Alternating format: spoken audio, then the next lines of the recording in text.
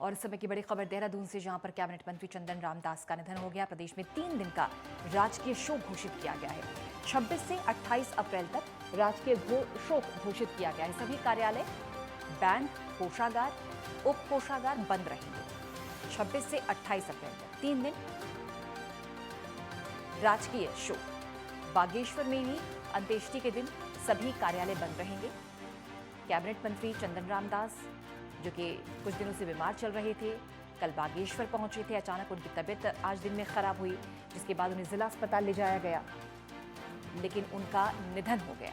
3 दिन का राजकीय शोक। इस दौरान बैंक बंद रहेंगे, उप कोषागार बंद रहेंगे, तमाम कार्यालय बंद रहेंगे। बागेश्वर में अंत्येष्टि होगी और उस दिन भी सभी कार्यालय बंद रहेंगे। 26 से 28 अप्रैल तक राजकीय शोक की घोषणा की है सरकार ने। कार्यालय, बैंक, कोषागार सभी बंद रहेंगे। कैबिनेट मंत्री के सम्मान में चंदन रामदास, कैबिनेट मंत्री, जो कि एक बड़ा कद रहा, बड़ा अनुभव रहा। उपेंद्र सिंह राणा हमारे सहयोगी। उपेंद्र, 3 दिन का राजकीय शोक चंदन रामदास जी के निधन पर। देखिए, बिल्कुल जिस प्रकार से जो दिवंगत कैबिनेट मंत्री चंदन रामदास का जिस प्रकार से आज निधन हुआ है, पूरे प्रदेश भर में इसके शोक की लहर है और एक राजनीति की एक बड़ी क्षति जो है ये मान सकते हैं। और साथ ही जिस प्रकार से उनके निधन पर जो है अब 3 दिन का जो है राजकीय शोक जो है वो रखा गया है। और जिस प्रकार से 26 से 28 अप्रैल तक ये राजकीय शोक रहेगा और जो राष्ट्रीय ध्वज है सरकारी कार्यालयों में ये झुका हुआ रहेगा। और 26 आज के दिन जो है सभी कोषागार और कोषागार और बैंक जो है वो बंद रखने के जो है निर्देश दिए गए हैं। और साथ ही जहां पर जिस जनपद में अंत्येष्टि होनी है बागेश्वर में, वहां पर भी जिस दिन अंत्येष्टि होगी उस दिन भी पूरे जो राजकीय शोक सम्मान के साथ जो है उनका अंतिम संस्कार वहां पर किया जाएगा। साथ ही प्रदेश सरकार के जितने कार्यालय वहां पर हैं वो पूरी तरीके से बंद रहेंगे। और ये जिस प्रकार से अगर कैबिनेट मंत्री की अगर बात की जाए तो काफी मृदुभाषी थे, सरल स्वभाव के थे और काफी ईमानदार छवि के जो है ये कैबिनेट मंत्री थे। और जिस प्रकार से 4 बार के ये बागेश्वर विधानसभा से विधायक रहे हैं और इस बार धामी सरकार में पहली बार ये कैबिनेट मंत्री बने थे और काफी उम्मीदें इनसे जो है जनता की थी, क्योंकि इस बार जब वो कैबिनेट मंत्री बने थे और बड़ा जिम्मा जिस प्रकार से परिवहन का और समाज कल्याण विभाग का दिया गया था, क्योंकि परिवहन जिस प्रकार से जो घाटे में उत्तराखंड का चल रहा था उसको संवारने की कोशिश जो है हमेशा से परिवहन मंत्री की रही है और लगातार इसको लेकर जो है वो बैठकें कर रहे थे। और जो परिवहन विभाग से जुड़े हुए जो अधिकारी कर्मचारी जो कि हमेशा जो है कर्ज तले डूबा हुआ रहता था, लगातार वो जब भी जो है उन्होंने मंत्री से गुहार लगाई तो हर बार ये देखा गया है कि मंत्री जो दिवंगत मंत्री जो कैबिनेट मंत्री जो चंदन रामदास के द्वारा जो है उन पर काम किया गया और समाज कल्याण विभाग का भी बड़ा जिम्मा जो है इनके पास था।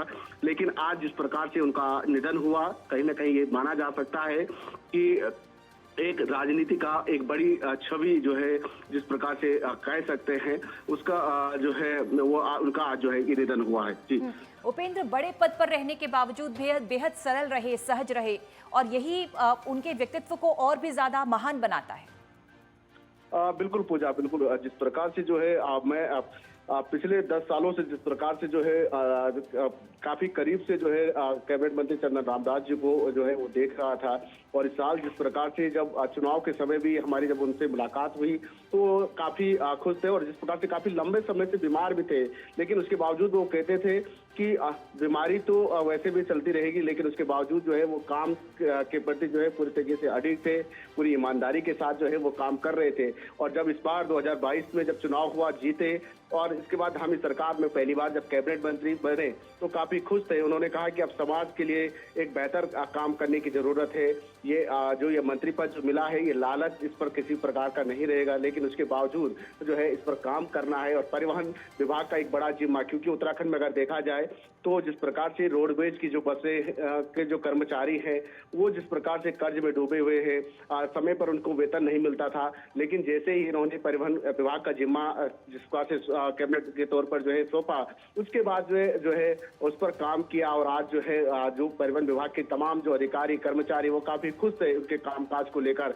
और 4 धाम यात्रा को लेकर पिछले 1 सप्ताह पहले पहले जो है जिस प्रकार से उन्होंने परिवहन विभाग की बैठक भी की, उन्होंने साफ निर्देश दिए कि किसी भी प्रकार की कोताही जो है वो बरती नहीं जाएगी। यानी कि साफ सरल स्वभाव के व्यक्तित्व के धनी थे। बीमार होने के बावजूद भी वो लगातार जो है वो बैठकें कर रहे थे, अधिकारियों से मुलाकात कर रहे थे, और जिस प्रकार से चुनाव के समय से ही इनकी तबीयत जो है वो बिगड़ी हुई थी, जिस प्रकार से बताया डॉक्टरों का ये कहना था कि ब्लड कैंसर जो है इनको है, उसके बावजूद भी देखा गया कि कई बार ये बीमार हुए, उसके बाद दिल्ली भी कई बार इलाज के लिए गए, कई बार देहरादून के मैक्स अस्पताल में उनका इलाज चला। लेकिन आज जिस प्रकार से कल जो है ये बताया जा रहा है कि कल वो अपने गृह जनपद में भी गए और वही उनका जो बागेश्वर विधानसभा क्षेत्र है वहां पर एक कार्यक्रम में वो शिरकत करने गए थे, और आज जिस प्रकार से सुबह के समय इनकी अचानक जो है फिर से तबीयत बिगड़ी।